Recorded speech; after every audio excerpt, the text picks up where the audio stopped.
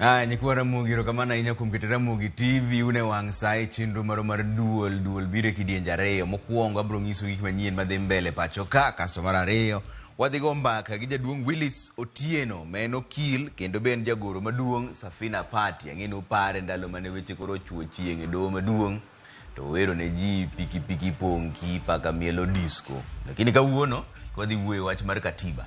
Katiba osedonjo higni 13. Ang'o ma koro onego lokre? Koso nitie gimo nego loki, koso oyo. Mane mbaka mwadhi goyo gi Willis Otieno ma en okil kendo en jagoro maduong' Safina Party. To kapok ochopo kanyo, anto nyinga Trevor Ombija. Janding opanga jonyakach dendo nombija taya nyakwar guok kocha pesa. Magi weche manyien ma wan go. Jaod bura ma Embakasi East Babu Owino we thuolo bang' doho rem yude gi ketho mar chielo gi magina jachuo ngolo Felix Orinda kata DJ Evol. Obila moro Migori otwe jela higni 15 bang' ketho mar bambo nyako ma ja higni 16. They overwhelmed. I'm very happy because they feel part of that process. That a uniform presented to them, we gave them free time to choose freely without interference. Tendo obila ochako kawo pach jopiny ewi lewni manyien mag tich magichano tiyo godo.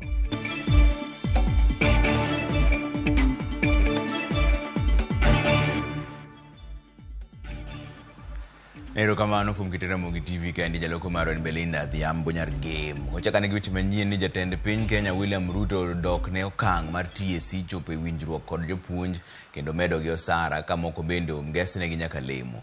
Ruto ne okoni sirkande medo kongo lai manyien mar CBC mosechendo kuom thuolo malach. Jatend piny mane loso e Muhaya e kaunti ma Vihiga okoni Kenya Kwanza oserakore kod uchumi kendo gisani lokruok nitiere malach e uchumi.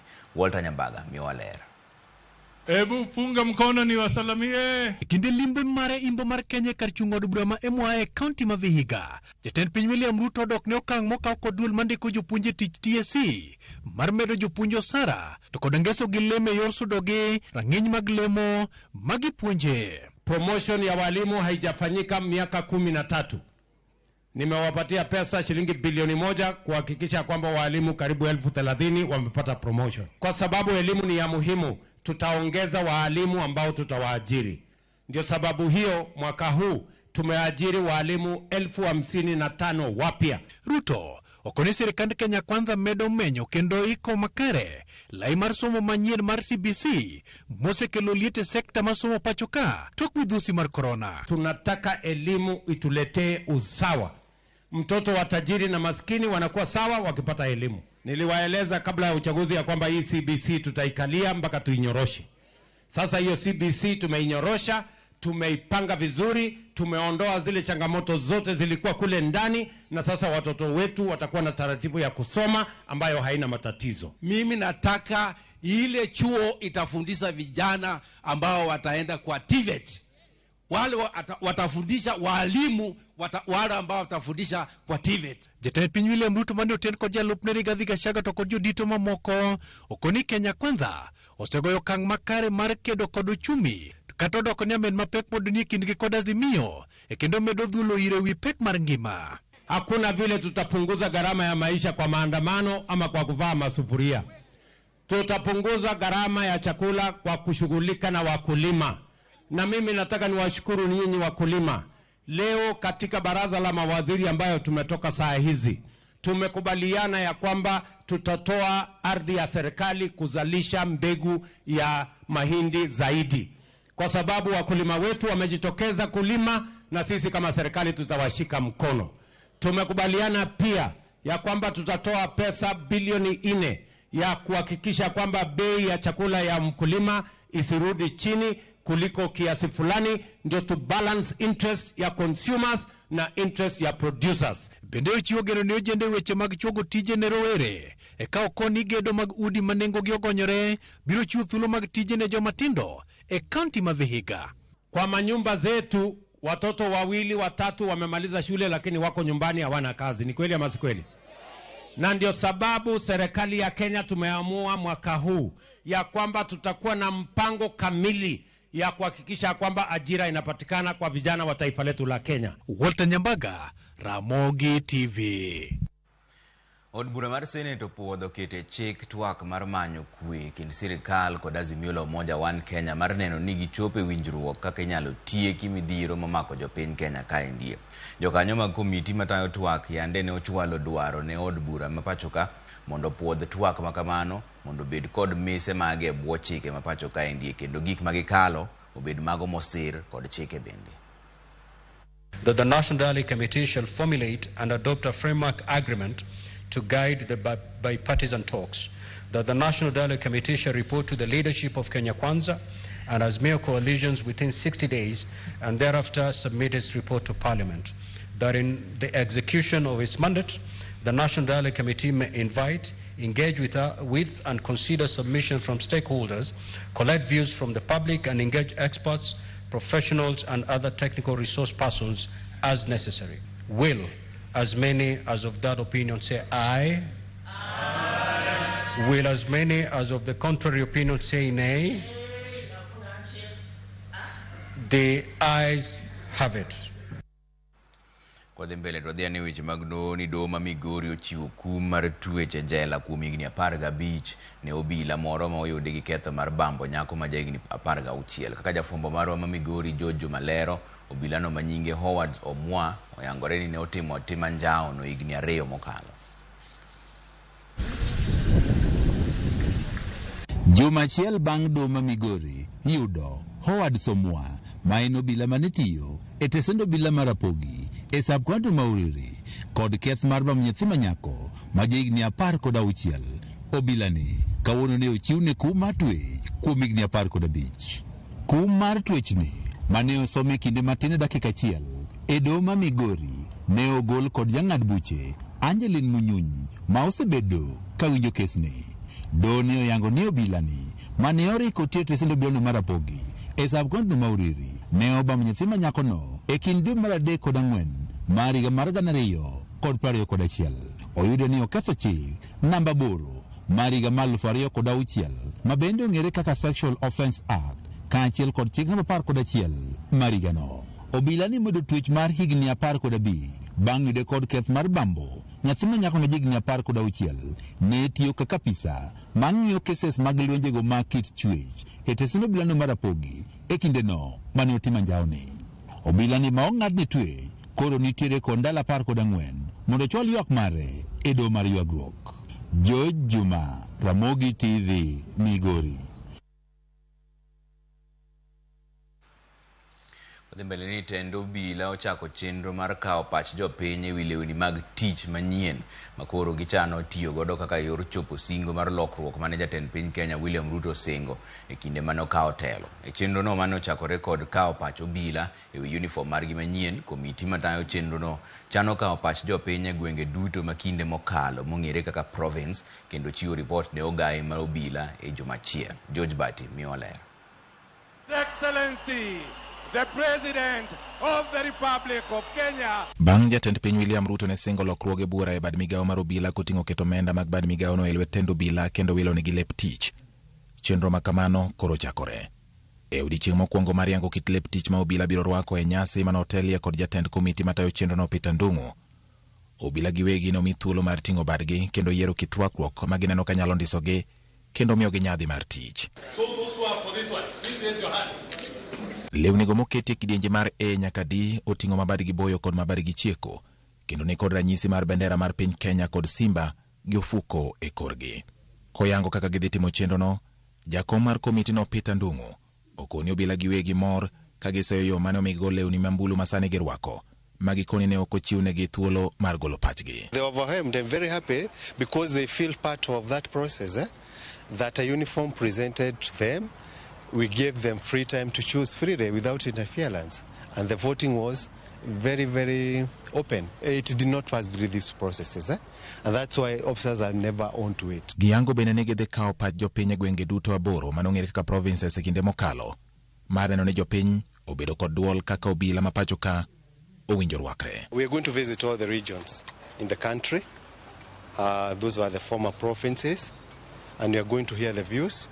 All the views we shall consolidate and present that committee to the appointing authority, who is the IG.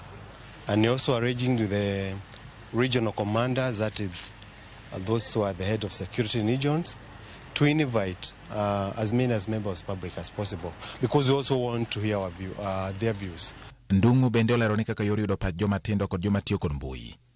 Jopiny omi thuolo mar golo pachgi kokalo e lai mar tudruok mar Twitter mar bad migao mar obila. In our Twitter handle, it has been already posted that we are carrying this exercise, and members of the public have been invited. Kaka yor chopo mapiyo lokruoge manosing kod jatend piny, komiti no koni gin mana gi juma achiel mar timo chenro no, kendo chwalo lipot ne ogai mar obila Jafet Koome. To submit our report on 7th, but we must also take accounts maybe something may happen, so it may change. We just have 1 week.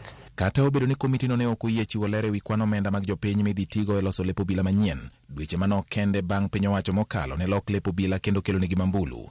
Ting' koro ni e lwet oganda mar golo pachgi, ka geno en ni lokruoge ma kamago ok tim kaluwore kod weche mag siasa. George Bati, Ramogi TV. Riwruoge makedo ni ratiro mar oganda oseyo jatend piny Kenya William Ruto kuom kiro weche moko ma nenore ka mag buogo ngima jogo ma oyangi ni achudhe kata jo black mokwako sectors machalo kaka mar sukari kod mamoko bende. Kweth mar Azimio bende oseyo Ruto kuom tiyo gi weche mag buogo ji makamago. Chris Owino miyo ler. Riwruoge makedo ni ratiro mag oganda kaachiel kod josiasa mag Azimio oketo jatend piny William Ruto e tago maliet kaluwore gi weche manyoro wacho e yimbo mar Kenya ewi kedo gi achudhe kaachiel kod jo black e pacho kae. Kanyo loso e kaunti ma Bungoma, jatend piny wacho weche motegno ewi jo black e sekta mar sukari ka onyiso gi nyaka gilokore ka ok kamano to gidare pacho kae giikore mar dhi e polo kata top e jela. Mumekubali wezi wote tuwafukuze? Maneno ya wezi ni ngapi?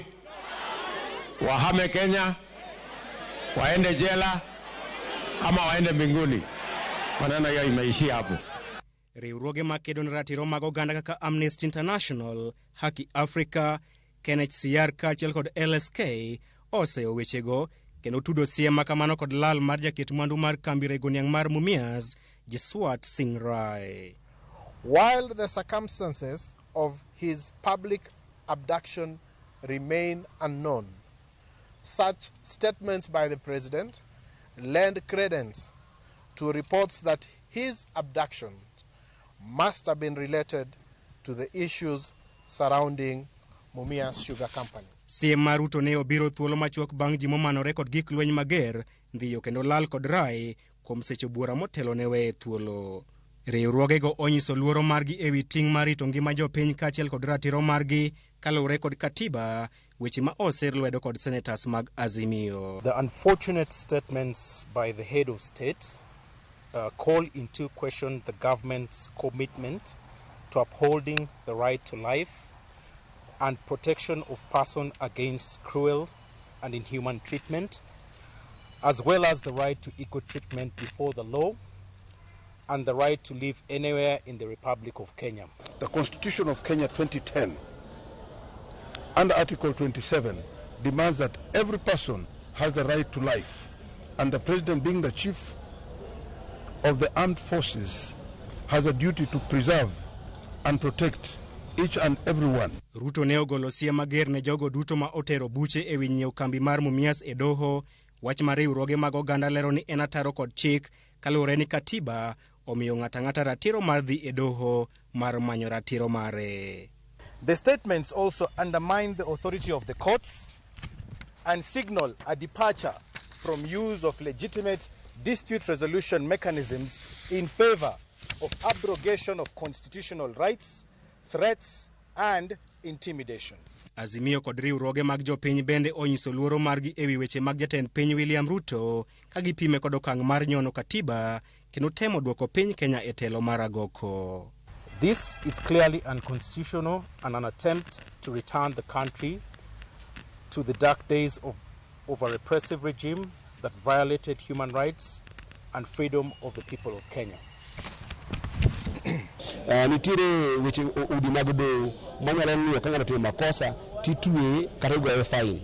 okinacho min president ni ibo ore ng'ato polo kata ibo riembo ng'ato Kenya ka kata ibo kawo ng'ato midhiwe jela. Mago eko gin timbego eko mag dictators machon mane timo kane onge katiba malong'o. Weche mag Ruto bende ineno kaka yo mar temo ng'wano bad migawo mar doho kaachiel kod bad migepe mag sirikal mochung' kar kendgi, ataro kod weche mane Ruto wacho e kinde campaigns. Josiasa machiegni kod piny owacho kata kamano negi paro mopogore, ka giwacho ni weche mag jatend piny William Ruto ne en ranyisi ni oikore mar telo e kedo gi mibadhi ma ok donjore gi tije mag migepe mag piny owacho. It is the same individuals who are complaining that the president is not fighting corruption. When the president comes out strongly to show the political goodwill of fight against corruption, you know, some funny individuals or some mischievous people want to say the president means something. What I can interpret from the president meant on the three issues, that the government is committed to get rid of corruption. Weche mag jatend piny Dr. William Ruto biro e kinde ma jopiny osebedo kod ywak mathoth ewi medruok e weche mag mibadhi e piny owacho kaachiel kod okang' mar apisi mar jamin wach maduong' mar lwaro buche mane itudogo moko kuom jodito e piny owacho mar Kenya Kwanza. Jopiny oketo wang'gi mar neno ka weche mag jatend piny biro nyago olemo e thiro weche mag mibadhi e pacho kae. Chris Owino, Ramogi TV, Parliament Buildings, Nairobi. Tend County ma Siaya ochano chulo lakteche giko juma ni osara margi magibandho sani. Maendi en ler mogol kod gavana ma Siaya James Orengo, kendo medo ni osara mar dwe mar 8 bende bichiwne lakteche juma manyien. Jafwambo marwa Walter Nyambaga lero kenge ma gavana Orengo seketo Siaya. Jumachiel bang' lakteche kaunti ma Siaya bwogo bago ng'anyo mar piro sirkand kaunti no sachgi mar dwe mar 7 kod dwe mar 8, gavana James Orengo okonegi sekawo motegno wachno kendo chudo mar lakteche en giko jumane. Nyocha transition ma financial year ma chon kwa donje manyien no keto challenges moko momiyo msara ma July no leo to chakre kawuono gibro yudo chudo no to kendo ma August bina ng'eni wigni gibro yudo. Rengo konegi sani gitemo gero kuonde mag thieth mibiketie masinde manyien e kendo kata mana yedhe mag chiwo thieth bende koro biro yudore kuonde mag thieth mayudore kaunti ma Siaya. Ostal kaka ma Siaya no gere chon. In fact, kidhi Siaya kod Bondo ng'eny utegi gin condemned. Wagera new surgical unit ICU in Siaya. Kochop November to rumo. Koro wache equipment mo thoth nigo. To kodwa no don kanyo ge equipment muti. Wadwa no bergi new equipment. Weche mag yien. Aparon sani wan maber molo ndalo machon. Nitie kaka drugs mag malaria mabedo supplied gi national government. National government osebedo kokor yien mag malaria go. Ewi mibadhi moro mamienje bod mandiko jotiche kaunti ma Siaya mawachore ni uledhi moko pote. Rengo konegi timo duto motenre kod chik mar kolo kendo nono e kaka itayo chenro mag ndiko jotiche kaunti no maonge mibadhi manyalo biro betie e kaka liko kod jomoserem e tok osedadhoge kod bodno. To wan bende was scrutinize kagi kelo noji to warango otese ma jogo biro. Warango ni gender chalo nade. Warango regional balance chalo nade. To makana ni jomoko yudo tich bende nitie moko ma biro gi propaganda mang'eny ma seche moko kancho openjo ombudsman ni investigation ma gitimo no dhi nade. To gidwoko no wach ni in fact ne gindiko ne gin gik ma ne investigate no giyudo basis. Rengo koni rowere man kod talanta mag tuke oikre ni mar paw tuke ma Siaya idhi chak gere rang'iny maber mongirore kendo mong'ith mana kaka ne osingo. Sani kidhi stadium sani kendo tich koro dhi nyime. An ang'eni e giko higani bro yudo ka stadium watieko yo maber. Jodak e kaunti ma Siaya kata kamano bendo jiw mondo koro ket maino mar pur kod pith e kaka yor bedo kod chiemo motiap. Ni e weche mag pur akaw matek kae ma paro ni transformation nyalo wuoke. Kendo mwanyalo bedo go industrialization and value addition. Wagero mill siriwo ochiegni rum madiany wadwa kete cotton ginnery ma en gima dhi nyime. Ne watimo mechanization, watimo subsidized fertilizer, wachiwo free seeds. Walter Nyambaga, Ramogi TV.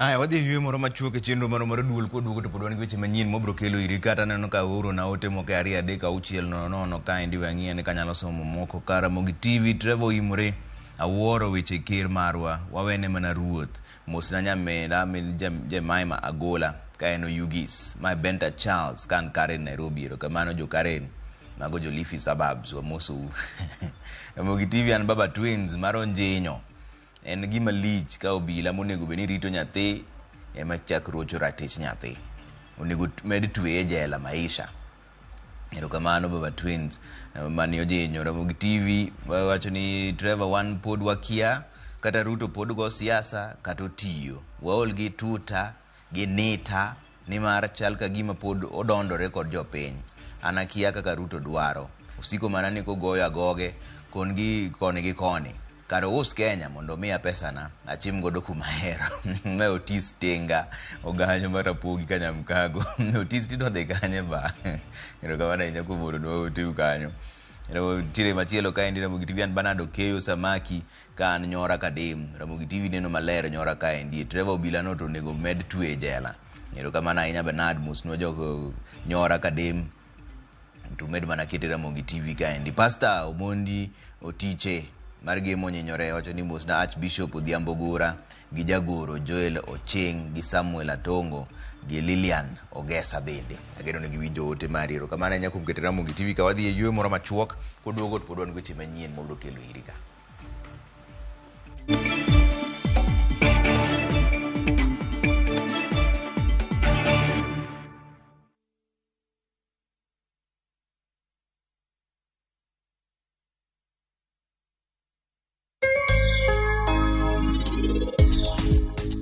Wacho ni param bodhi kodwa kamoro achiel London to apenjie inise penji ni param no en odwaro ang'o e ngimane en gi barua koro dhi yaw dhodi ibo neno boksi mana keto ni kanyo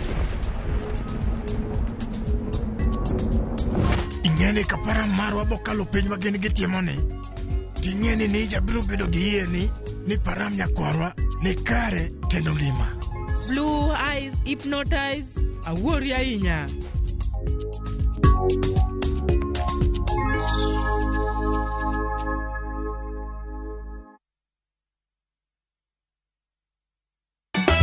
ka osiep motegno kod johot moherore ritore yako chia timondo ndisori wayudo ng'eyo tonggi ipani akia gik mitimoga uro wengi donje matusi na ukweli donge yud mor e ngimani kokalo e gik matindo udogo shwag wene musajakadala justice for all miane ngima nyarkochia kod osiepene kachiel kod joodgi I am busy. Gima ruotho miyo kana wene jachien. Sama giromo gi pek mar ngima, joot kod osiepe.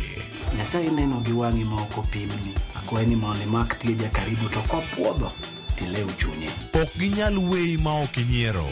Nyakocha irachna e joga. Koka ite to tegore mana ka ita puoyo maniego. Nyarkochia. Tich abich ka tich abich, saa 1:55 otieno. Mana e Ramogi TV.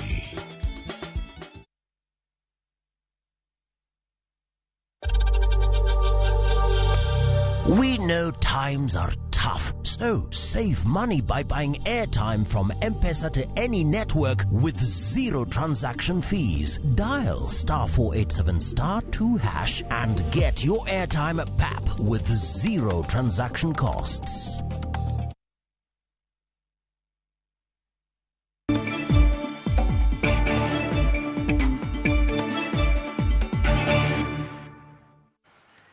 Ero kamano kumkete Ramogi TV kwa dhia nembele giweche manyien moko kuom jopuonj matiye gwenge mag North Eastern mapacho ka endie obago ng'anyo ya pis mar riwruok mandiko jopuonj pacho ka men TSC ka gikwayo mondo tergi e gwenge mamoko kaluwore gi rochruok mar arita kwe e gwenge mag Garissa, Wajir kod Mandera. Jopuonj go mag sikunde sekondar kod primary osebedo ka goyo kambi ka TSC kochakore wuok tich kendo gisingo ni gibiro bet kanyo nyaka winj ywakgi. Gikoni midhiero kaka nok mar arita kwe, pek mar ngima kachiel kod yore mag wuoth osemiyo gikale chiedh nade mathoth saidi. Achiel kuomwa yando lalo ngimane kane waywak ni jotelo mag jopuonje man kono ne gitamre winjo ywakwa giwacho ni mano en yo mwamanyogo transfer kaka jopuonje mok gin jok monyuol kono. Wasetemo loso kodgi kata jo arita kwe makono onge ng'at mawuotho. Koro ne wabiro kae e log tich mar jok mandiko jopuonje mi mar mon ywak kwa winji. I'm the one who among the victims who were attacked on 14th July 2023 at midnight, as from 12 a.m. up to 3 a.m. in the morning. During that night, three weeks before the incidents, we were threatened by Al-Shabaab group terror. Then from there, we were to notify the police station in the same sub-county, whereby the police station advised us to go to sub-county teacher service commissioner. So I urge teacher service commission to transfer. That's the only victim. That's the only solution we have. Kwa sababu mwanadamu hawezi survive mara mbili, una survive mara moja. Kama si hivyo, let them take any other measures, but we cannot go back to Northeastern. Kusema ukweli, mwalimu anapenda kufanya kazi, lakini tunahitaji kupewa conducive environment. Jambo la kwanza, uweze fanya kazi kama mtu anakuwinda nyuma. Hii haiwezekani. We did an oath kufanya kazi Kenya mzima, lakini uweze fanya kazi mahali kivo inakungoja. Hivyo ndio imefanyika Mandera. Hao watu wanatuachiri vizuri, lakini hawatupei space ya kazi. Kwa mbele ni koro jonyuol koro ni kod wich bar kaluwore kod omenda momedi mar somo ne nyithinde sama bende uchumi mar Kenya be pod oidho. Gino makoro giwacho ni omiyo kata duoko nyithinde skund e tam mar adek atamogi. Jafwambo marwa Millicent Adhiambo miyo waler. Samori ni nyithindo adek, nitie madhi e college, nitie madhi join university, pesa onge kuom jonyuol. Odiochieng' mar ariyo ma nyithindo dok e skul e tam mar adek e kar chungo nyamburko, nyithindo neno malich. Jonyuol temo koni kod kocha mar neno ni nyithindo dok somo tok yweyo, kata kamano ywak to pod ng'eny kuomgi. Debed ni omenda mar wuoth omedi, koso en wach mane. Jonyuol onge pesa. Tabia moni tieka. Tam katam. Ilo ni omedi school fees. Ko school fees structure mano miwa mokwongo kane ichako yiga. Osemede ko twice. Sani boyo chako mede makamo mede kod kaka okale mondo mi ng'is no mede yo makamaka bende onge.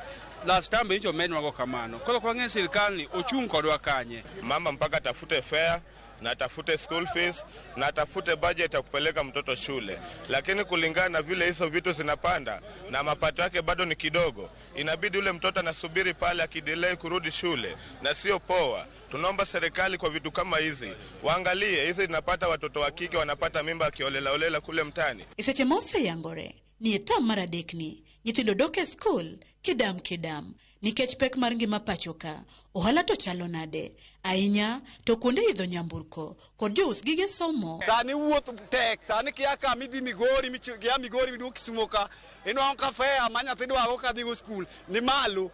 Koro japiny ma kawaida winjo mape. Wach magin go ne sirikal kotenore kod weche somo gin mage. Kata mana yo kaka yud books ma nyithindo dhi go school bende en sida. Koro ngimba tek. Serikali mpaka wakae wakijua vidole toshani. Kunalo wa mama mabwana zao walikufa wameacha na watoto na bidii ya watoto kusoma. Na wakati sasa fee imepanda inawasitia stress. Usuru iko juu kama bei ya vitu ziko juu, ambapo tunaomba Mheshimiwa William Ruto aangalie jinsi wanaweza balance Kenya, mwananchi aweze kuwa na maisha rahisi, kurahisisha watoto wake wasome, sio kukaa na watoto nyumbani. Wayoka wach mondo serikal ongi wach fee. Dano ywak kabisa kendo gigombo mondo gidhi school to kaka nyalo konyore onge, samoro janyuol ne onge kaka do konyre. En ywak ma jonyuol osebedo ka chwalo kinde ka kinde kaluwore ni pek mar ngima osemiyo kata mana nengo somo medo idho okinyi kod odhiambo. Penjo manitie en ni bende jonyuol biro yudo fuong'ruok magiwuoge wich bar majukogi ndalo duto magirwako kendo ka giduoko nyithindo e skul. Millicent Adhiambo, Ramogi TV.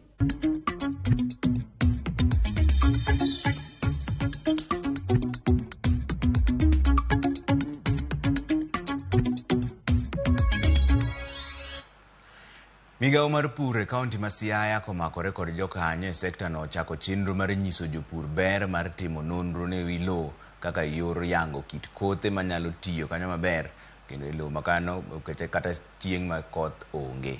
Jatend migao mar pur e kaunti ma Siaya Sylvester Kokoth olero ni okang' ma kamano biro konyo Siaya e bedo kod keyo makare mibiro miyo jopiny bedo gi chiemo moromo.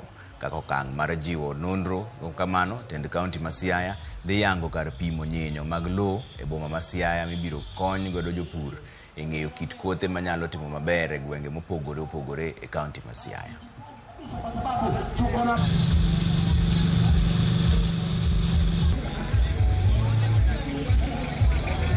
In Siaya, we are targeting about 6,000 soil pH tests and 200 complete tests that will provide comprehensive analysis of all the micro and micronutrients in the soil to support farmers understand the essence of and importance of testing their soils so that they can make corrective measures in an appropriate time, and especially as we approach the short rains to support them in making amelioration that will improve productivity not only in the short run but also in the long run. Chenro ni kachakre kawuono gache bolwaro Siaya duto ka puonjo jopur ber ma pimo lowo kendo gibo puonjo jopur kaka ikawo lowo midhi pimo mondo karomo tarik 30 wabo bedo kod romo maradhai e chuny town ma Siaya kama wabo time gimiluongo ni soil clinic. Koro department marwa mar pur pith kod lupo noneno ni ber mondo wanyis jopur magwa ber mar pimo ngima mar lopegi mondo kata ka gitiyo gi fertilizer kata ka gipidho cham to ging'eyo ni cham mane maber kod puothegigo. Koro wakwayo jopur mondo bi e soil testing clinics go okel lopegi ibo nyisgi kaka gikwanyo lono mondo gikel for testing mondo ka gidog pur to gibed jomong'eyo ni lowo magipurono dwaro ni mondo ketie minerals mane kata fertilizer mane kata organic manure mane. Komiti mar od bura marango chenro mag dongruok ne jopiny Public Investments Committee odayo dho jatend wath ma Mombasa wi weche mag omenda e hiko muom mar 2019 nyaka 2020 kaachiel kod 2020 nyaka 2021. Maendi en kaluwore gi ripot mar Auditor General mayango ni nitiere kuonde ma KPA ok ochiwo ler ewi kaka gitayo chenro mar choko kod tiyo gi omenda bende. Achiel kuom weche mochwal en dwaro yango kaka ne KPA oweyo omenda maromo $242 e yor chiwo fuong'ruok kata waiver ne jo ohala mane okelo mwandu kokalo e wadhno endo. Gidwa ng'eyo chenro ma KPA tiyo godo e ng'uono ne jo ohala ma mwandugi osebudho e wadhno kendo weyo thuolo mar kawo mwandugigo maonge chudo. Also to go and seek custom warehouse waiver, which is also another government entity. The process might take as long as even 2 months. Saa zingine hiyo policy inaweza kukandamiza wengine. Auditor General ameuliza na hilo swali tunauliza kama bunge ni policy gani ama njia gani KPA inafuata kupatia mtu nini? Kupatia mtu waiver. Unaangalia sura yake ama unaangalia size yake kama ni kubwa ama ofisi yake ni nini unaangalia ndio upeane waiver. Kwa sababu hapo ni kitengo ambacho pesa nyingi sana za taifa letu la Kenya inaweza kupotea.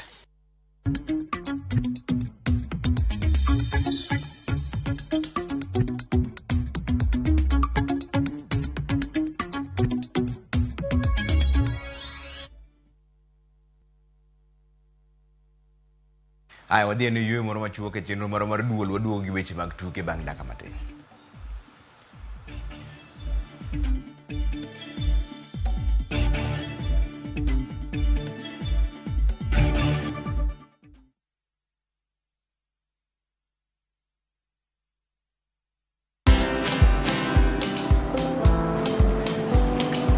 Niaje? Ni kama unashangaa kwa nini naangalia simu with so much focus eh? Usishangae sana. Nimekuwa ndani ya story kabisa. Ni kama ile alia juzi. Ni kama nilikuwa hapo iki happen. And when this new market was being opened, ni kama nilikuwa hapo tu. Hata vile local tourists for a special rate at the coast, I was there. And when this new road was being commissioned, I was right there. Na hata wewe unaweza kuwa ndani ya story wherever you are. just download Citizen Digital. Stay informed on all the news and events as they happen across the country, the continent, and the world at large. Download Citizen Digital, Kenya's #1 news app.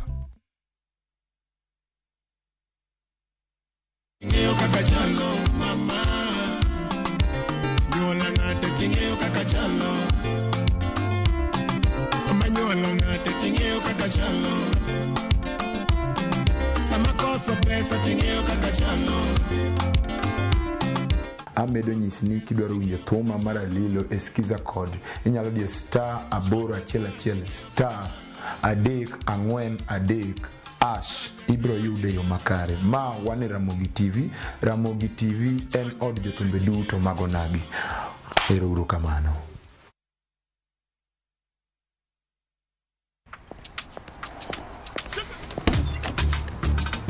Oh, nice dashboard. Thank you. Gari yako ni mzee na venye dashboard yako inakaa mpya, mbichi. Is it new? Acha hizo tropi, unanichocha. Ibata pana si mpya. Neat. Manze, and that smell. So fresh. What's your secret, man? Nimekuwa nikitumia Tropical 2-in-1 car dashboard polish since I bought the car. Just spray, wipe, and your dashboard looks as good as new always and smells fresh. Haijawai parara. With Tropical 2-in-1 car dashboard polish, your car dashboard looks new always, fresh and shiny. Available in 4 exciting variants and in all leading supermarkets from Tropical brands.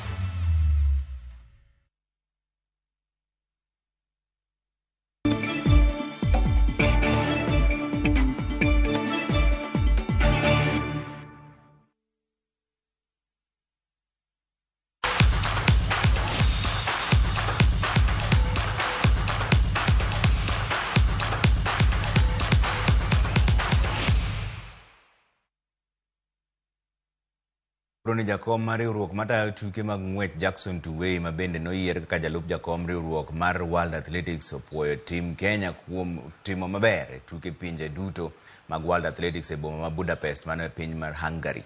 Kata doko ni piny Kenya noyudo midila 10 e tukego, paro osegol mopogore gino ma omiyo Kenya dok chien e ng'weye ma gisebedo ka giloyo.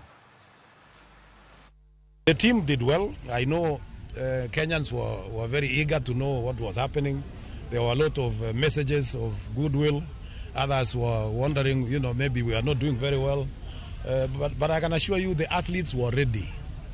The athletes were ready and they did well. I want to congratulate the officials, the team manager, the team, the coaches who were there, the athletes themselves, because they gave us a very good results. Mana bang dalo machuok to tuke mag pinje duto mag World Athletics rume boma ma Budapest ikruok koro biro chakore ne tuke mag Olympics mibiro bagi e boma ma Paris piny mar France higa mar 2024. Faith Kipyegon mane oyudo midila mar goldi e ng'weye mag mita 5,000 gi mano mar 1,500 olero ni obiro timo ikruok mare makare kogeto yudo goldi Paris kendo ndiko historia kaka jang'wech mokwongo yudo goldi e Olympics adek kaluwore. Jagoro mongirore migawo mar weche tuke Peter Tum korka kore nolero ni sirikal biro keto omenda mar ikruok ne tuke mabiro kojiwo jotugo mondo tim manyalore mar medo midila ahinya to e tugo mag Olympics higa manyien. Kenya noyudo midila 10 e boma ma Budapest kama noting'o 3 mag goldi, 3 mag silver gi 4 mag bronze. East side.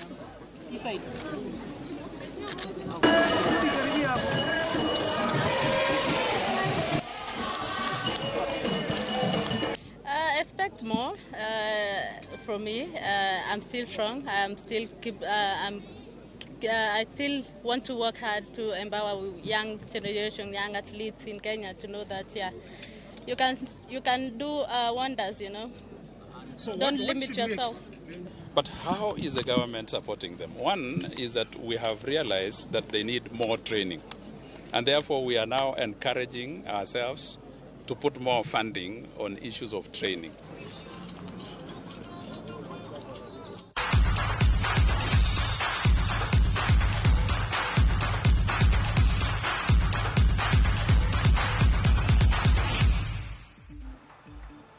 Bas, koro wadhi yo moro machuok waduogo to wachako chenro mar kidieny mar ariyo mar duol mwadhi go mbaka gi jaduong' Willis Otieno, men jagoro maduong' Safina Party, kendo bende nokil wanono ni katiba osebedo ka higni 13, ang'o mwasetimo maber, ang'o mwasetimo marach, to telo mar oganda luo dhi bedo nang'o. Aneno ka injinia Laban Mosi koa Homa Bay oseoro na penjo moko modwa na penjne okil, abro penje. Beti ketiru mana Ramogi TV kaendi, koduogo to Belinda Dhiambo konieno dhi yueyo matin. Kurane mabro dong kaendi gi wich liech. Okamano, kiko dhi mabor ahinya.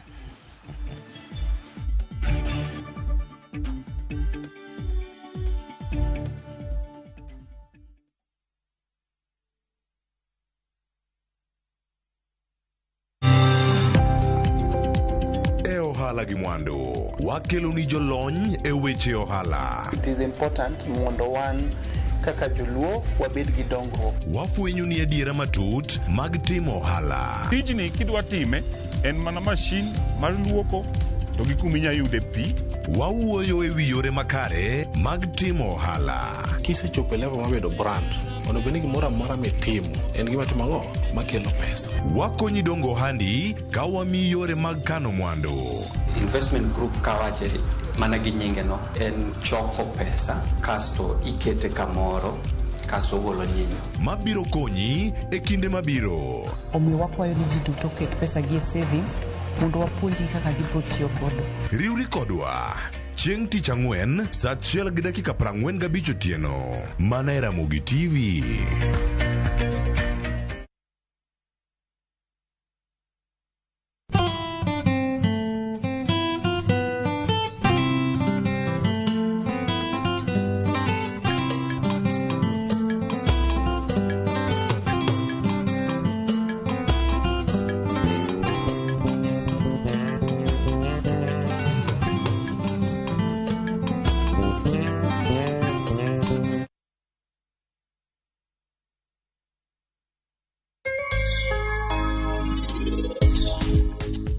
Ng'eni kapara marwa bokalo piny ma gin gitimo ni.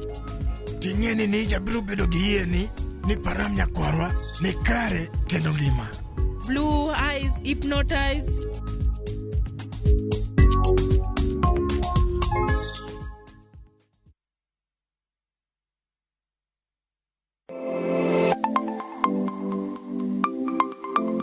Nyakwara Mugajuanga, ng'ato ka ng'ato inyuolo kod pok mare makende. Hero mara mar okapu nochakre chon. Nafwenyo ni mae gima hero timo, mae gima lwetega nyalo loso.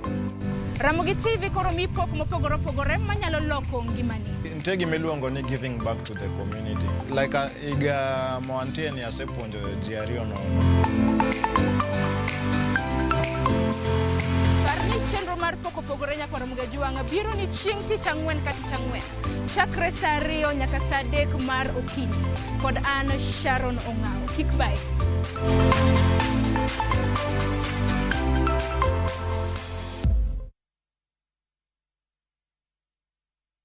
Ukosingo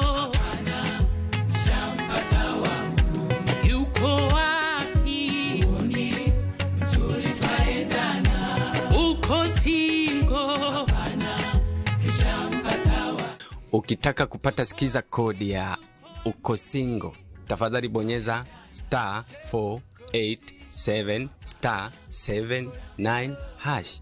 Kumbuka skiza na Citizen ni nyumbani kwa wasanii wote.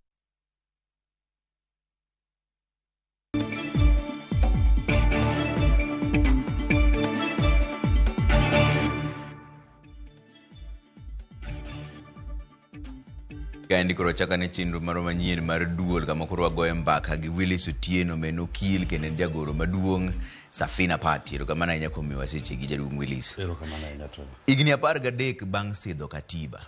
Ang'o mwasetimo maber to ang'o ma pod rach? Gima wasetimo maber gi pacha en wach devolution. Kirango ni counties osebedo ka tiyo kendo ji osechako winjo impact ma counties ni godo e ngima margi. Mano chapter 1 mar katiba manyawacho ni wasetiyo maber. Nitie kuonde moko ma pok gi pacha pok watiyo maber. Namba 1 en kaluwore gi political rights gi. Pok watiyo gi motegno. King'iyo kaka sirkal notimore e weche mag maandamano.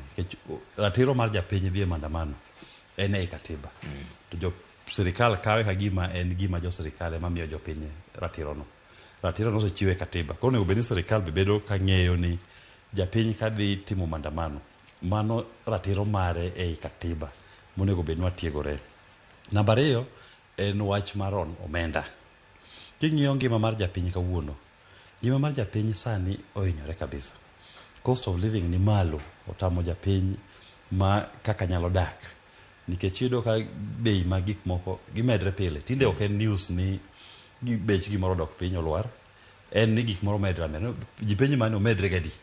Bech medre ok odhi medre. To gima duong' momiyo mano timre gi pacha ka rango kaka sirikal ringo. En gimiluongo ni gowi ma jopiny jo Kenya ni godo. Wach mar gowi no kaka nobedo, kaka nokele, nokolo chik. To king'iyo katiba marwa chapter 16 for public finance, oketo ratiro kaka onego bed ni gowi mar jopiny onego bedi, kaka budget mar piny onego bed ni loso. Onego bed ni wan gi miluongo ni balanced budget.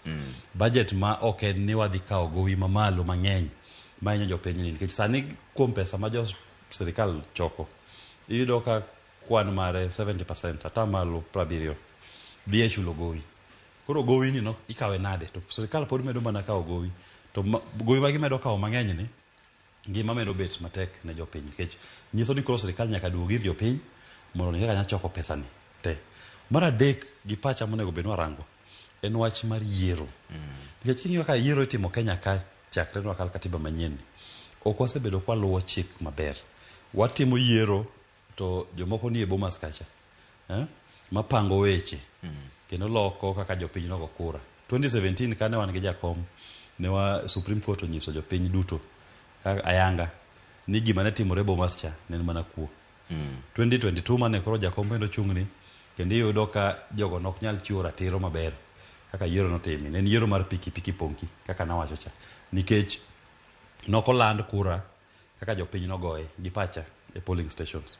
Ntiere gimoro manotimre diere ka, chak kiwuok e polling station e constituency kibiro Bomas. Ntie gimoro manotimre manogwenyo kura mar jopiny ni. To doho maduong' to nokoyie gi wachno. Doho maduong' nokoyie gi wachno, kendo kata king'iyo doho maduong' kata kane gitamre.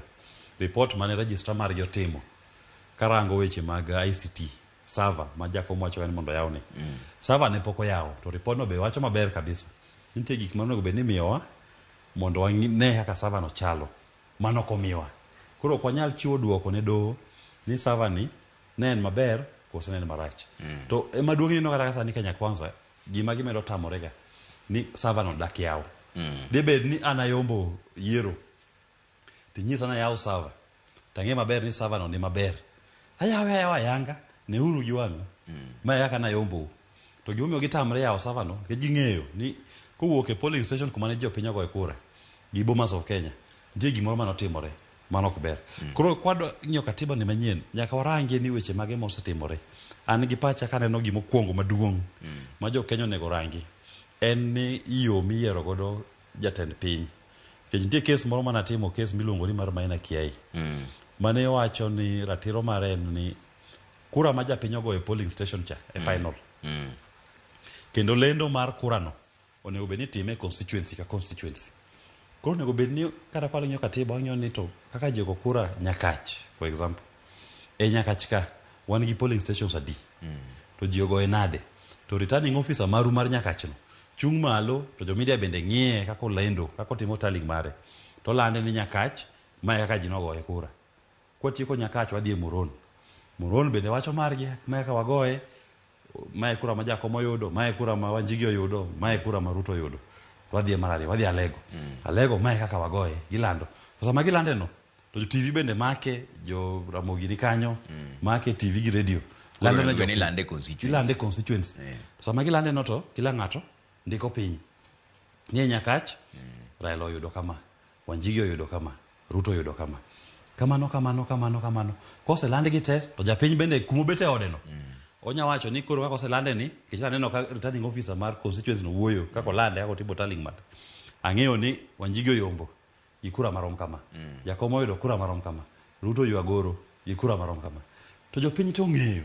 Koro bedo ni kata kantie shida, kata nilo dhi e court, ok ibi e court ni itimo petition ma challenge results molande piny ngima. To magi maka tibe manyalo thiedho koso magi to mana tim dhano. Ma ingeni samoro iwene madongi manie chik. Inyalo wene dhano mondo timi. To ingeni samoro gimo iloso ka chik. Ka dhano ino tamo wang' Nyasaye. Jomo ngero moro jaduong' mondo nyisa ni dhano tamo wang' Nyasaye. Kechini pani nyisa to tim ka wadhi timo kama eno timo mopogre. Koro samoro chuni ni nyaka idoge ei chik. Koro itwe godo lwete mondo kik otim manjore motimo gagi. Koro kwa twe jolwet jogi ye katiba. Walo katiba mondo bed ni ilendo constituency pa constituency. Mondo japiny ng'eyo ni maendi kosetiek lendo oseyudo 290 constituency go. Ni kila ng'ato yudo kura marom kama. Ong'e ni ng'amo yombo, ng'amo ko yombo. Ka Ruto ywa goro, Ruto mo ywa goro e yiero ni. Koro kata gimi dhi tim Bomas kuchocha, itime bang'e. To gima wacho nini? Kata king'iyo yiero mar Amerika, Barack Obama. Obama kanilando. Olando Obama tarik 21 dwe mar 11. Samilande no. Jo media emose lando kaka kura ni goyo state by state. Ma by the time giwacho ni kaluore kaka jose lende states gigi. Obama oyombo. Obama chung malo wacho na yiero moyiera gi jopiny mar Amerika ni. Abutionu kako dwaro. Ariwo jo Amerika duto. To joma election commission margi Chebukati ma Amerika cha. Ingeno eno beti ka piny tarik adiwa. Tarik 4 dwe mar 12. To Obama no se chung malo tarik 21. Bolanda yanga jo mida no se neno jo piny no se yie, jite no se ng'eyo ni gini Obama no yombo. Bachima joka romo mondo land ni koro rasmi. En gima ji oseng'eyo. En gima ji to oseng'eyo. To sani nitiere mutni moro mar loko katiba ni. Achiel kuom gima jo Kenya Kwanza gi Azimio oyie wachno. En keto ofis mar jakwed sirikal kata ng'ama keto sirikal tesre kata gi dhongere luongo ni opposition leader. Ma ben gima ne kare. Ing'eyo ni an gima dwa nyiso oganda wa luo. Ni gima duong' ma nyaka ung'e kaka poni joka ema wacha ka giwacheno. Penjrie ni nia margi en ang'o. Nia margi en kama kwal na jo thurwa siri. Jogi dwa loso ot miluongo ni leader of opposition mondo joluo odhi odagie. Ni kanye mano wadakiega. Kenya ka nitie jomiluongo ni Big Five, kabila bich madongo. Men Jaluo, Jakikuyu, Jalango, Mluya gi Mkamba. Magi Big Five. E Big Five ka wan gi Bantus adek. To wan gi Nilots 2. E Bantus adeki joman gi namba mang'eny mologi te en Okuyu. Koro jo Okuyu osekawo kar jo Bantu. Kar jo Nilot ni emilaroga. En kind Jaluo gi Jalango. Koro ino ka Jalango kelo loko chik mondo los ot moro mar official opposition mondo Jaluo odhi odagie. O ene kar deputy kata president ka ene modagie. To Joluo nyaka wang'i gini matut. Ka ng'ano loso odni maro leader of official opposition ni, wan be nyaka wago kode kwan. Bwa nyisa ni ot miloso no ine mi bro dakie. Iwinja maber. Ine mi bro dakie. Wadhi manyo Bantu manigi numbers ma en Okuyu. To wariwo gi Jaluo. Kwariwo ji ariyo gi. Nyiso ni koro kech presidency king'yo chak mar piny Kenya ka. En ga Jakikuyu, Jaluo. Jakikuyu, Jalango. Jalango, Jakikuyu. Jakikuyu, Jaluo. Jalango, Jakikuyu. Mana e formula. Mwara sani e formula matiyo sani en Jalango, Jakikuyu. Koro wan kaka onagi, wan kaka joka ng'ato. Wabeduru piny mondo wakuodh gini mos. Jowinj wach mawacho ni. Ne wanyalo loko formula nade obed ni koro obed ni Jakikuyu gi Jaluo. E formula. Jolango gi ot magiloso mar leader of opposition ja. Magiparo ni marwacha. Watergie. Kech gino ok lose mar ng'iyo ratiro kaka jakony japiny. En gimiloso ne oganda Luo. Mondo dio bed opposition. Joluo nyaka tamre wachno. Ma chalo ka gima penjo ma engineer Laban Mosi no seoro na ka engineer Laban Mosi ya yo mabeyo koni wacho ni penjna okil ni ere kuma onene oganda Luo e siasa mar 2027 mano 2027 nikech wacho ni jatendwa mag Wambo though still healthy and strong ok nyal bede ballot. Gima na wacho en niya jakom osetiyo matek kabisa. Kendo mondo jakom okelwa kuma okelo eni. Nyie ba kaka dhi chien matin. Yudo ka Jaramogi nochako kane gigo dala mar Kenya. Ne en Jaramogi manogo dala gi Jomo Kenyatta. Makato kumba le thuon gweno mantie coat of arms king'iyo bandera mar Kenya. Mago ne gin gik Joluo migo god dala. Jaramogi manogo dala gi Jomo Kenyatta. Then bang'e kan Jaramogi ne gintie tungruok moro kinde gi Jomo. Bo kuno sirikal bo weyo.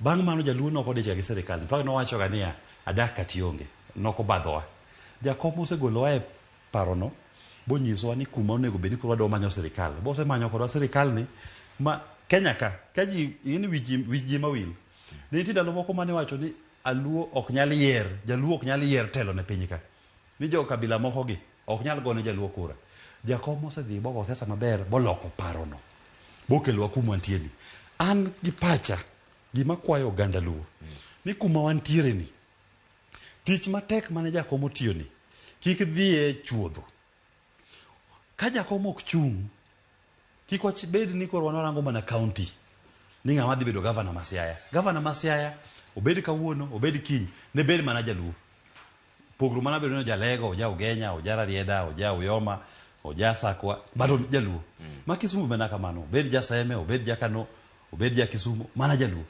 gima duong' monego wamany gi unity ma jakom oseketo wani en kom maduong' mar national ni to ka jakom ok chung gi pacha ok ane ka ng'iyo ratil mara karango joluo te mantie ten rumo an godo gite yudo ka jite dwaro margi mar telo gik mane county jok many national seat an kenda masechiwora nyamanyo deputy president to kwan magoyo ok an joteku manyamanyo godo kom maduong' kaka jakom nosemanyono ke jakom en hono jakom osemako piny ngima an gima wacho ni sama adwa chake deputy president ka deputy president ka nyaka dhi amanye e big five mana konigi ni ng'awa manyalo riworago monyagolo godo kura kuom jalang'o wakel korwa to ng'ama naneno en mana Wanjigi men wuod Okuyu Wanjigi ni bende chunye ohero joluo wariwre gi okuche wanyis jokuche ni wadwa miyo an offer mok unyal tamru yini kata kisero nyako unya bedo ni unya wuoyi mang'eny ma osero nyako ni to ng'ama biro nyiso nyako no wach ma bolombo nyako no ma nyako ok nyal tamre ema nyako biro dhigo koro wan be wadhi wanyiso kuche ni wadwa nyisou ni wadwa miyou gimoro ma onge ng'ata manyalo miyou jaluo kowuok bodhi nyiso Okuyu ni wadwa miyou telo maduong' onge kabila moro manyalo miyou telo maduong' ni to wan joluo wang'iyo niya wayudo deputy koro deputy ne ni ma en an ando jo piny oseyie ni ane machung deputy mano gima jo to ka nitie ng'at moro kendo ma joluo nyalo wacho ni mondo obed deputy mar Wanjigi mopogre koda ka joluo wacho gi karombgi ni wachung ng'at machielo kata wachung mana Wandai kata wachung mana Mbadi an gima duong' na en jaluo yudo telo tang'amo ni bedo president mondo Wanjigi obed deputy an pok aloso teku motegno kama Raila manyalo chungo do ba jo Masai miya kura adhi amany kata jo Coast mabina kura adhi amany kata Somali jakom en hono ok anyal pimra gi jakom en wuonwa en emo puonja siasa to jakom ni be kata ne puonja siasa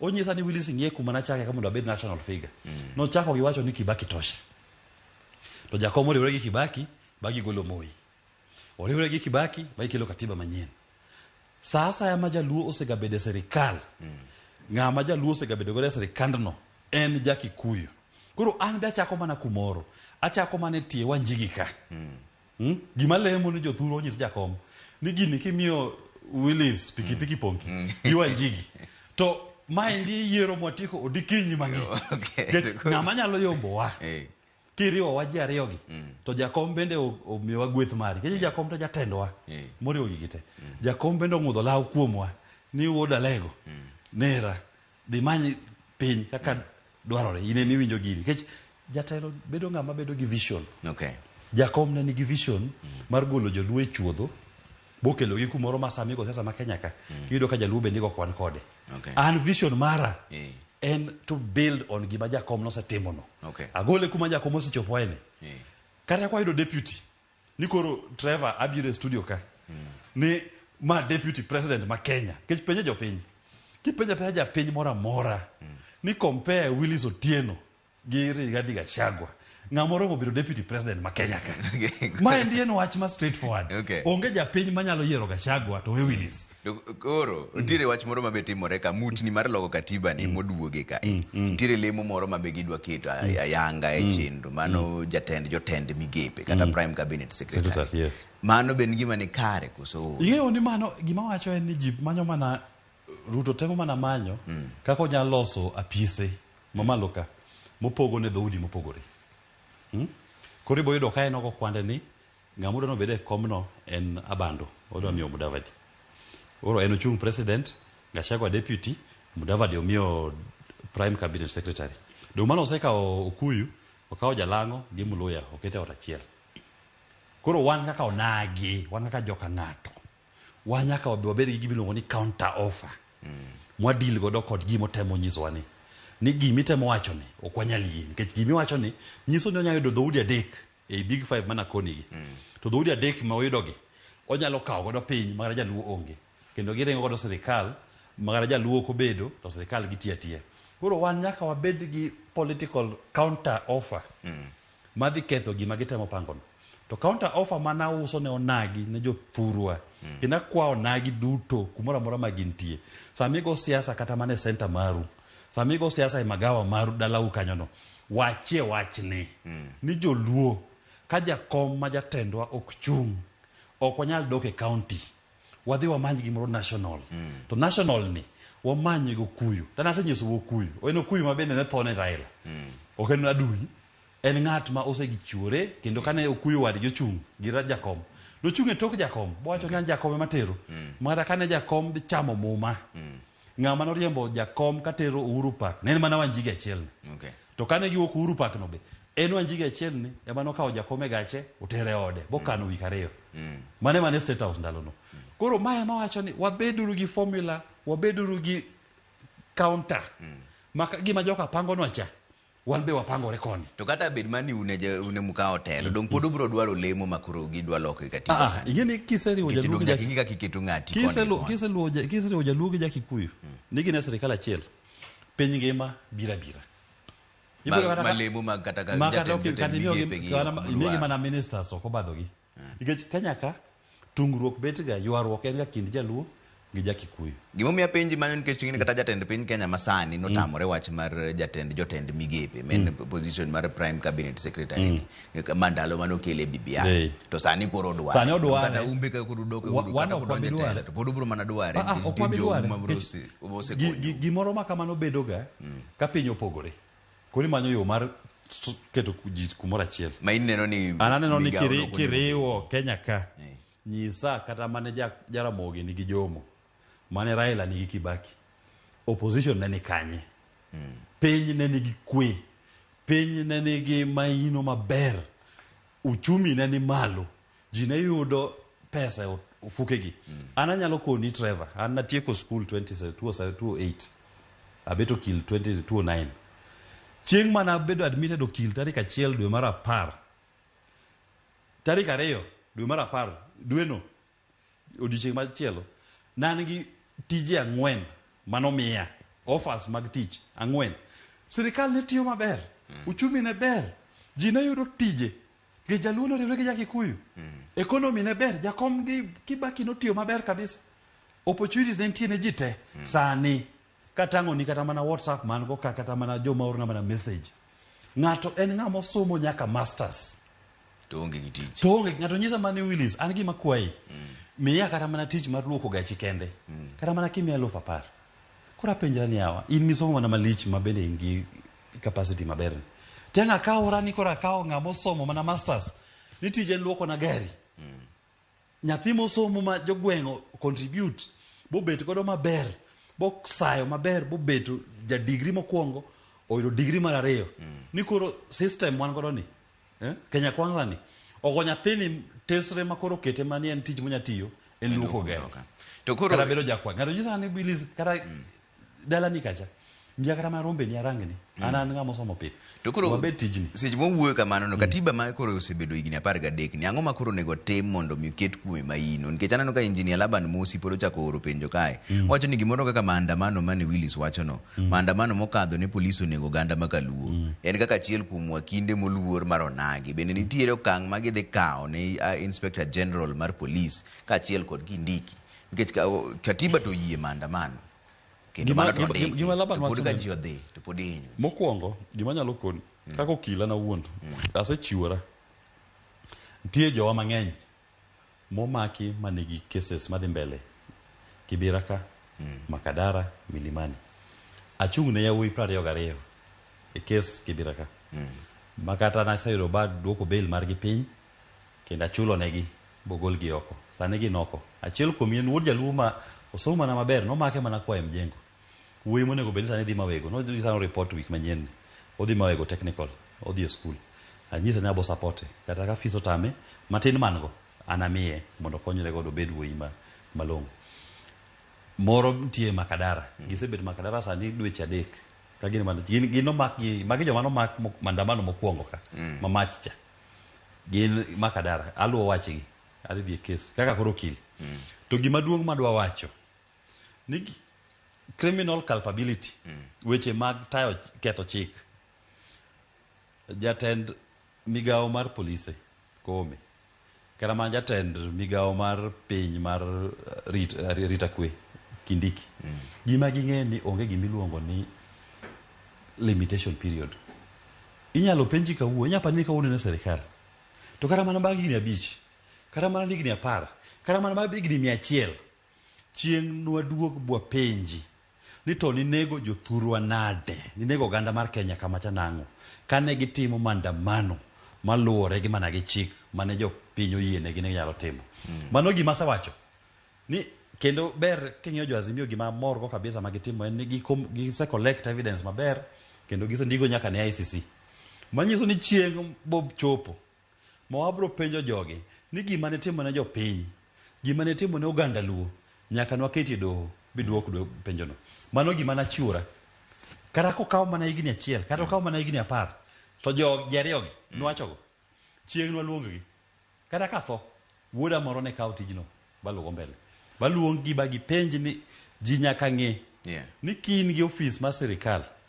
In e opisno nikech katiba emomiyo opisno. To ka katiba emomiyo opisno bende omiyo ng'ato ratiro mare mar dhi e ng'anyo. Ok inyal bukore ni kawo bunde gi risasi ni dhi nego godo ng'at modhi e ng'anyo. Kotimo ng'anyo mabe katiba chielno emomiyo ratiro mar timo ng'anyo. To koro kare rem ni kanye Willis, nikech katiba to yieni to pod ji pod ketha. Koro ang'o monego tim mondo mi gima duong' ing'e ni gima duong' ng'ato nyalo lokore. Gima duong' mana nyiso oganda Luo. Gima duong' moloyo en gima iluongo ni political power. Ibede telo. Ma ok katiba gigi kata rinde marom nade. Ibo sandowa kata samoro higni 5 ni. Gibo sandowa, gisandowa, kik wawuondre. Gisandowa kata higni 5. To kwayudo telo, donge evidence nitie. Wabro yudo ratiro gi adieri ne jowa mosethogi. Wabro yudo adieri ne jo Kenya mosehinyore gi gima rach matimore piny kaka wuono. Koro an gima kwayo oganda Luo ni gi kisungu giwacho niya, seek ye the political kingdom. Oganda Luo, wamanyuru maduong' moloyo kar telo mar piny.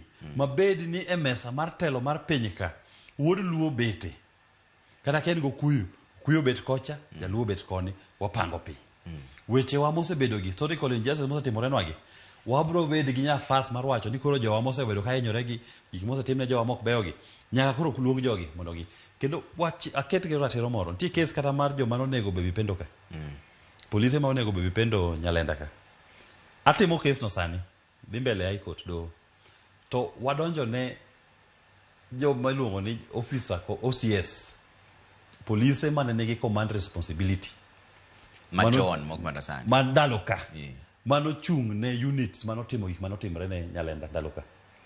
To sani nyalo koni ni polise go ywak. Moko kuomgi ose retire. Oluongi gi e doho.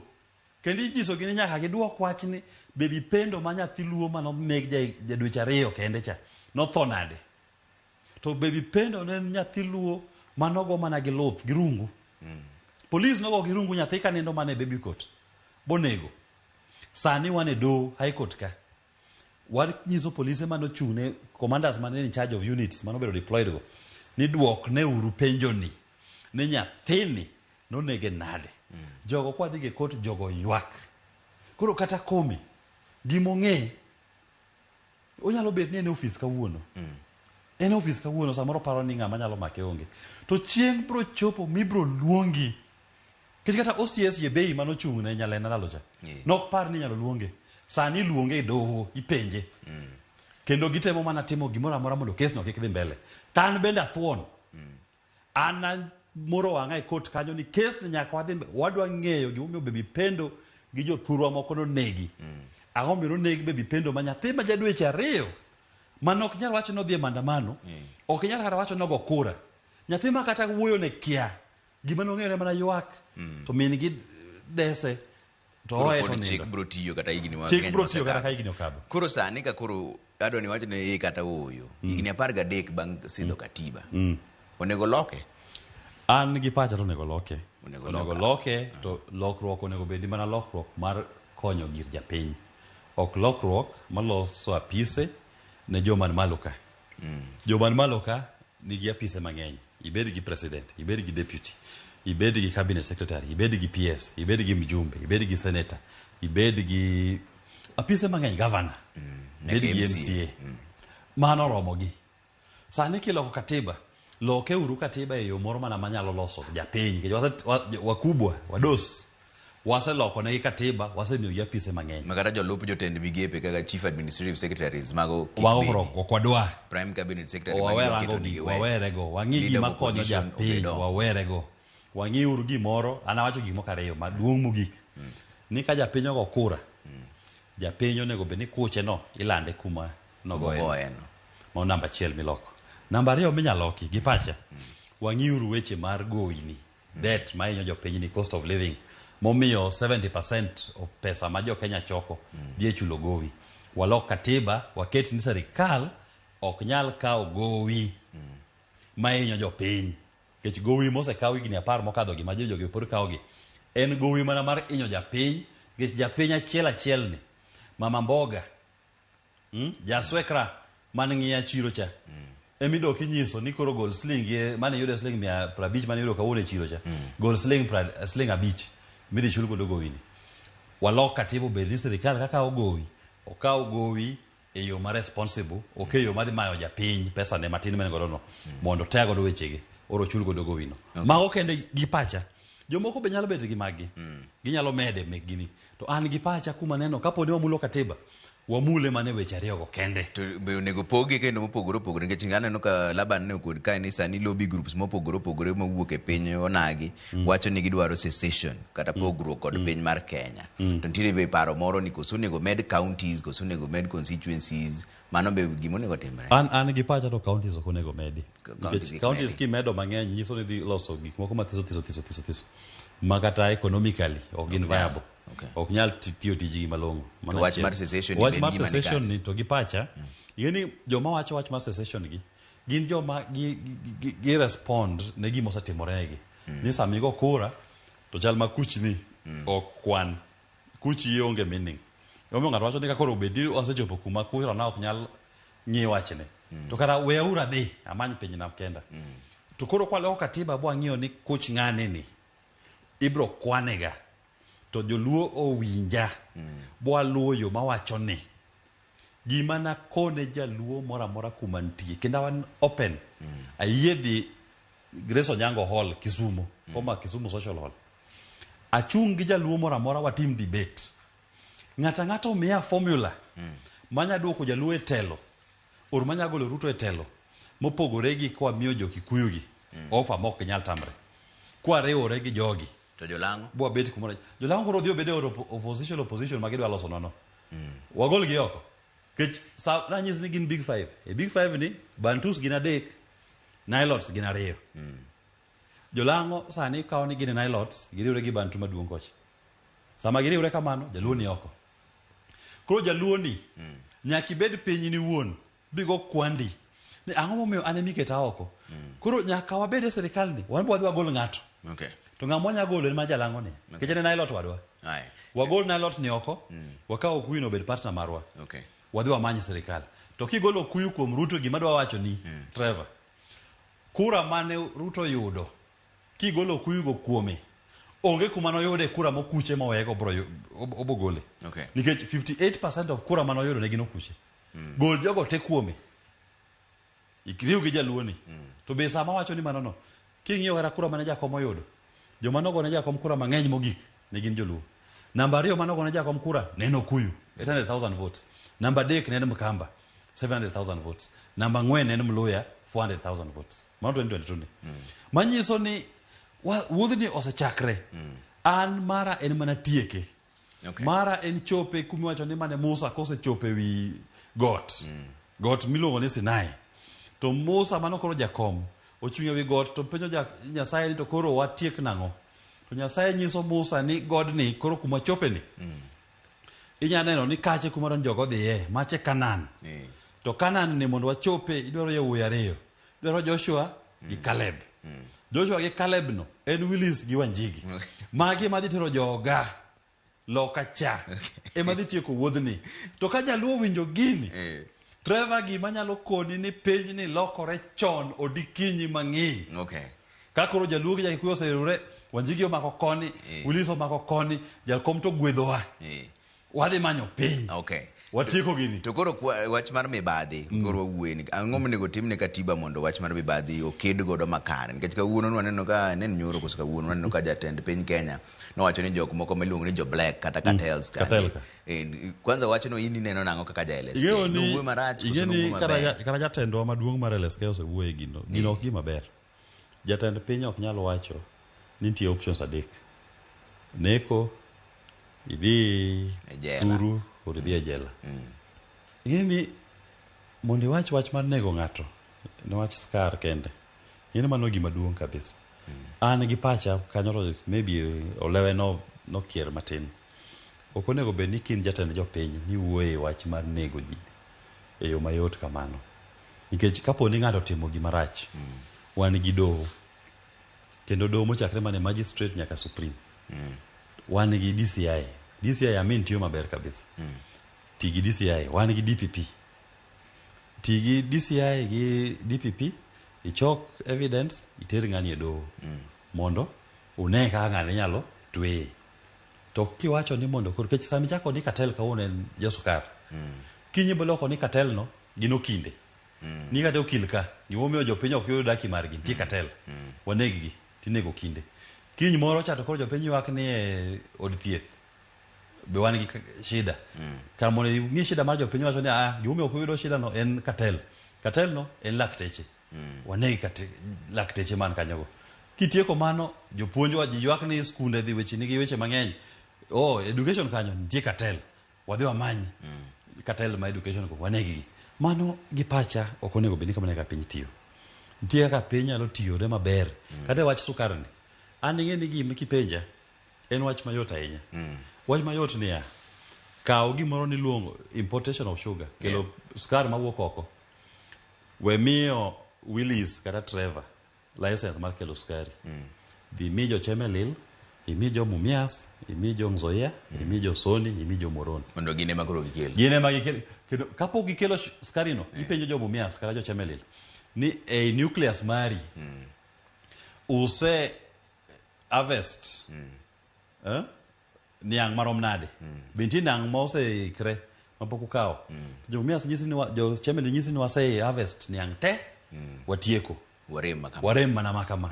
Timiyo koro kise yudo mano tek imiyo gi license. Koro gine magi import kaka. Kilo mana rem margino. Mana rem margino kendo. Tigeni shida man ka indien ni iyudo ka cartels maduong'. Gin joma dwa timo wala mar sukari ni. Koro gine ma ino kata gik ma gitimo go nego sukar, nego kambi mag sukari. To inyo nyaka jopur mag niang'.